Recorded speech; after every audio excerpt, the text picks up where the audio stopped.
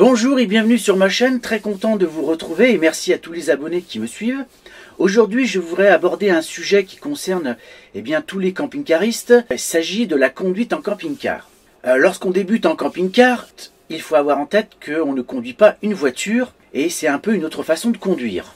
Conduire en camping-car ne présente aucune difficulté majeure. Le camping-car est contraint aux mêmes règles que tous les véhicules de moins de 3,5 tonnes. Il n'est donc pas soumis aux limitations de vitesse particulières, sauf lorsqu'on tracte une remorque de plus de 750 kg et que son PTRA dépasse les 3,5 tonnes. A contrario, le camping-car de plus de 3,5 tonnes doit respecter des réglementations de vitesse différentes. Elles sont de 110 km/h sur autoroute, 100 km sur route à deux chaussées séparées par un terre-plein central et 80 km/h sur les autres routes. Quand on prend un véhicule, que ce soit un camping-car ou même une voiture, il y a un minimum à vérifier, notamment les niveaux. Le gasoil bien évidemment, liquide de refroidissement, liquide de frein, les niveaux de gonflage des pneus, car il est vite arrivé un accident et d'avoir un pneu qui explose. Le niveau d'AdBlue aussi, parce que ça peut être une surprise au bout d'un certain temps. Vous pouvez vous retrouver avec un véhicule qui ne veut pas démarrer parce que vous n'avez pas fait le niveau d'AdBlue. Alors, pas d'inquiétude, avec l'AdBlue, vous avez sur le tableau de bord des alertes quand vous arrivez déjà à certains paliers d'AdBlue qui vous donnent des indications comme quoi il faut faire le plein d'AdBlue. Alors avant de prendre son camping-car, et je pourrais même dire pour les fourgons c'est un peu pareil, ou pour les vannes, c'est vérifier la charge utile. La plupart des camping-cars ont un point total autorisé en charge, un PTAC qui est à 3,5 tonnes. C'est le poids total du véhicule qu'il ne faudra pas dépasser quand on roule. Alors ça comprendra bien sûr les passagers, les pleins faits, donc le plein de gasoil, éventuellement voir si vous pouvez faire le plein d'eau, sinon mettez un minimum d'eau. C'est bien sûr tous les accessoires que vous mettez sur un véhicule, ça peut être un rafraîchisseur d'air, une parabole, etc. Mais à l'intérieur, des téléviseurs, ça peut être un four, etc. etc. Aussi les vêtements, la nourriture, donc tout cet ensemble-là fait qu'on arrive à un certain poids et malheureusement, la plupart des véhicules ont une charge utile parfois assez ridicule. La preuve en est, c'est que notre véhicule, qui est un intégral i730 LCA, a une charge utile de mémoire qui doit être autour de 380-390 kg. Alors ça va très très vite. Alors dans cette charge utile, bien évidemment, on ne comptera pas le conducteur, parce que le conducteur est à peu près comptabilisé à 75 kg, je crois, de mémoire. Le plein de gasoil, une bouteille de gaz, je crois que c'est à peu près tout. Donc vous avez ça à déduire bien évidemment. Au-delà des 3,5 tonnes, le véhicule rentre dans la catégorie des poids lourds. Ce poids est indiqué au champ F1 de la carte grise. Alors quand on conduit un camping-car, le maître mot qu'il faut avoir en tête, c'est anticipation. J'irais même encore plus que quand on conduit une voiture ou quand on roule avec un deux roues, parce qu'on ne peut pas se faufiler comme un scooter ou comme une petite voiture, vu la taille, le volume du véhicule. Il y a un certain nombre de recommandations qu'il faut avoir, c'est bien sûr rester zen, mémoriser la hauteur du véhicule, prudence dans les mains d'œuvre, dodane et rond-point, allonger les distances de freinage, écoutez votre moteur et ne vous souciez pas bien sûr des suiveurs. Alors je vais aller un peu plus dans le détail pour chacun de ces items. Alors quand on roule en camping-car, bien on est en vacances, donc no stress. Restez cool, le camping-car se conduit un peu comme une voiture, je dis bien un petit peu. D'ailleurs, pour conduire un camping-car de moins de 3,5 tonnes, il faut un permis B. Alors comme je vous l'ai dit, dans le code de la route, il n'y a aucune spécificité qui s'applique au camping-car.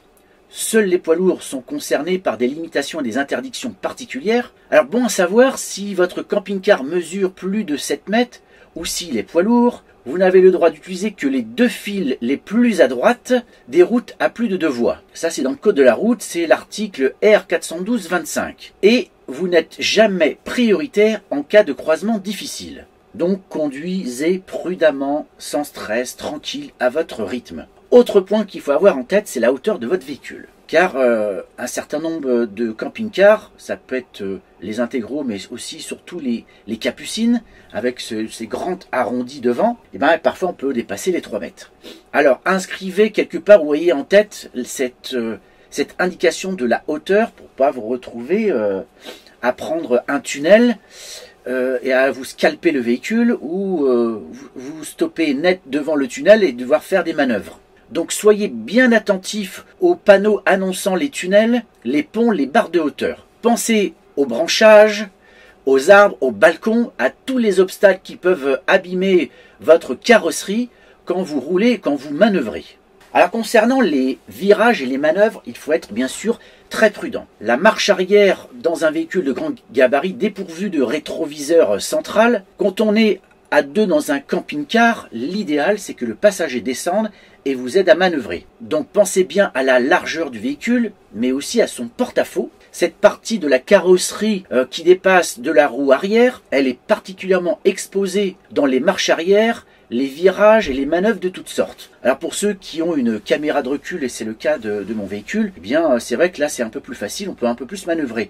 Mais on n'a pas forcément en vue les branchages ou les arbres qui sont en hauteur, donc ça il faut faire attention. Maintenant, autre point que je voulais aborder, ce sont les dodanes et les ronds-points. Quand on passe un dodane, on ne veut surtout pas toucher le châssis, mais aussi le pot d'échappement, ni casser la vaisselle. Donc quand vous abordez un rond-point ou un dodane, roulez prudemment. Et quand vous arrivez sur un rond-point, ne prenez pas la file de gauche, restez sur la droite et vous prenez bien en extérieur le rond-point. Ça vous permet de vous dégager plus facilement. Alors concernant les ralentisseurs, c'est pareil. Alors je sais que c'est super agaçant, surtout que certains ne sont pas aux normes. Parfois ils ont des hauteurs assez importantes. Donc là c'est pareil, il faut y aller vraiment doucement.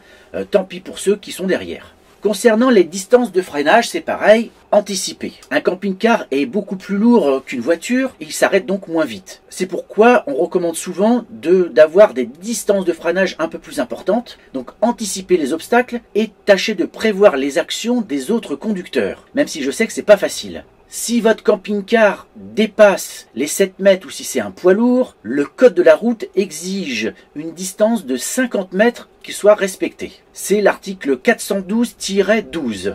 Il y a comme ça des recommandations qui existent pour les poids lourds. Moi je l'ai appris en épluchant un petit peu la réglementation, donc il faut en tenir compte. Autre élément qu'il faut avoir en tête, c'est bien sûr d'adapter votre conduite à la motorisation. Alors les moteurs diesel ont fait de gros progrès depuis le début du camping-car.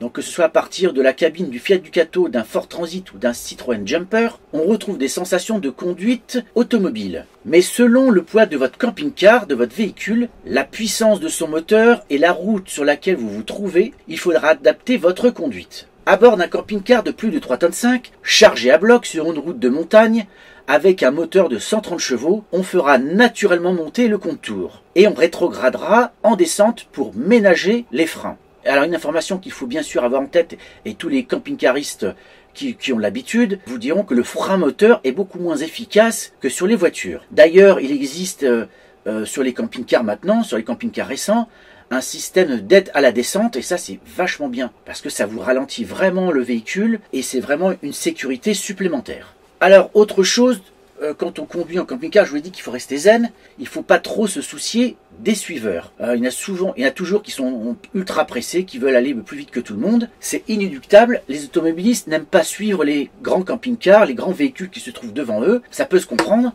parce qu'on roule un petit peu moins vite, notamment en montagne, que les voitures. C'est moins vrai sur les autoroutes ou sur les routes nationales. On adapte notre conduite aux limitations de vitesse. Alors effectivement, sur une autoroute, moi je vais plutôt avoir tendance à rouler autour de 110-120 pour ménager le véhicule et surtout pour moins consommer, parce que vous savez très bien que nos véhicules sont assez lourds et qu'on consomme pas mal. Alors tout ceci ne doit pas vous empêcher donc de rouler à votre vitesse, de respecter les distances entre les véhicules et ni de freiner longtemps avant l'obstacle. Si vous pensez être suivi par une horde pressée, eh bien tout simplement vous vous rangez. Vous laissez passer les véhicules, d'ailleurs ils vous en remercieront, et au moins vous n'aurez pas le stress d'avoir des véhicules qui vous poussent derrière. Un autre élément que je voulais ajouter à tout cela, c'est le GPS et l'utilisation du GPS. Pensez à vous équiper d'un GPS. Pour moi, il n'y a rien de plus énervant que de voir notamment des camping-caristes qui s'arrêtent un peu n'importe où, dans une rue, dans un rond-point, etc., qui vous bloquent tout le monde avec leur carte papier pour essayer de trouver leur chemin. Moi, je trouve ça assez hallucinant à l'ère du numérique, à l'ère des smartphones, des tablettes ou autres GPS qui vous aident notamment à trouver votre chemin. Alors, il faut vivre avec son temps. Je sais que certains veulent se la jouer baroudeur, mais à un moment ça en devient ridicule quand on bloque la circulation. Alors les modèles, il en existe plusieurs. Il y a ceux qui sont sur vos smartphones. Alors vous avez Google Maps ou Waze. Alors c'est la base pour trouver son chemin, mais c'est bien pour les petits véhicules. Dès lors que vous circulez avec un camping-car qui mesure au moins 7 mètres, voire plus, ou un véhicule poids lourd, là c'est plus du tout adapté. Et puis le GPS peut vous embarquer vers des chemins ou des routes qui sont totalement inappropriées. Donc il faut penser à des GPS ou à des applications GPS qui tiennent compte du poids et du volume de votre véhicule. Alors je vais vous conseiller quelques applications GPS qui sont très utiles. Alors moi il y en a un qui est intégré, un GPS qui est intégré dans mon véhicule sur l'ID Media 8 qui est derrière moi. Et il s'agit d'Igo Primo. Alors Igo Primo c'est un GPS qui est très facile d'utilisation et notamment vous pouvez dans les paramètres intégrer la taille, la largeur de votre véhicule, la hauteur et bien sûr le poids. Et donc le GPS va vous calculer en fonction de tous ces éléments le meilleur chemin et donc vous évitez normalement de prendre des routes inadaptées. Une autre application que j'ai utilisée, c'est Sigic Truck, qui est pas mal aussi, qui fonctionne de la même manière qu'Igo Primo. Moi j'ai trouvé plutôt pas mal, je l'avais sur une tablette que je mettais devant. Moi j'ai trouvé qu'il était plus joli en tous les cas et une ergonomie qui était plus sympathique. Dommage que Igo Primo ne se soit pas inspiré de ce logiciel qu'est Sigic Truck. Parmi les fameux GPS, alors là on parle carrément du boîtier qu'on met à l'avant, il y a Luca Campers qui est pas mal, qui est souvent cité et dont les utilisateurs sont relativement contents.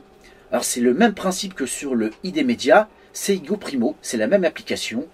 Donc moi c'est vrai que je l'ai utilisé et c'est vraiment assez pertinent, en tout cas dans le tracé des routes. Moi je vous le conseille, que ce soit Luca Camper ou Igo Primo, c'est pas mal. Un autre élément que je veux aussi aborder, c'est d'anticiper vos lieux de stationnement pour le jour et surtout pour la nuit. Car on nous fait croire que la pratique du camping-car est synonyme de... Eh bien moi je peux vous dire que c'est pas vrai. Il y en a toujours qui vont dire mais si on peut faire les baroudeurs, on peut aller où on veut quand on veut, n'importe où. Maintenant il y a de plus en plus de restrictions. Il y a des villes qui carrément interdisent, alors de manière illégale, les camping-cars notamment. Et donc vous avez des régions, des villes qui établissent des règles totalement illégales pour limiter le stationnement de nos véhicules. Et donc là je vous conseille de vérifier avant l'étape l'endroit où vous allez, de voir quel type de stationnement il existe pour nous accueillir, que ce soit les aires de service, les aires de camping-car, que ce soit le stationnement tout simplement, et éventuellement les campings. On voit bien aujourd'hui les régions touristiques, les lieux touristiques limitent le nombre de véhicules aménagés, que ce soit les vannes, les fourgons, mais les camping-cars également. Il y a donc des restrictions nous concernant, donc il faudra vérifier à l'avance si ces parkings, ces aires ou ces campings existent pour nous accueillir. Des exemples de galères, moi j'en ai connu. Notamment tout au début j'ai voulu visiter la ville de Nice et je pensais tout bêtement que j'allais trouver un lieu où stationner. Et ben croyez-moi c'est un vrai problème. Si j'avais anticipé j'aurais pas autant galéré. Donc maintenant systématiquement quand je vais dans un endroit je regarde à l'avance où me stationner. Autre galère, une fois c'était dans la région des Landes, j'avais voulu me stationner près d'un lac, d'un petit lac. Il n'y avait pourtant pas de panneau visible et malheureusement le lendemain matin les policiers municipaux nous ont verbalisé, car j'étais pas tout seul sur cette aire, et on s'est fait allumer. Apparemment il y avait un panneau, mais il était caché ou cassé, on l'a pas vu. Ça fait forcément pas plaisir de se prendre un PV, donc maintenant je fais attention. Donc le stationnement c'est vraiment un point très important quand on conduit en camping-car. Donc voilà, j'ai énuméré avec vous un certain nombre de points importants concernant la conduite à avoir et comment anticiper pour ne pas se retrouver dans des galères. Alors j'espère que cette vidéo vous aura plu. N'hésitez pas à me faire des commentaires, à me mettre un petit pouce bleu et à vous abonner. Très prochainement, je vais avoir d'autres thématiques abordées concernant le camping-car, mais aussi concernant les nouvelles technologies. Alors n'hésitez pas à vous abonner et à me suivre, comme ça vous serez au courant de tout ce qui va arriver sur ma chaîne. Je vous dis à très bientôt et au revoir.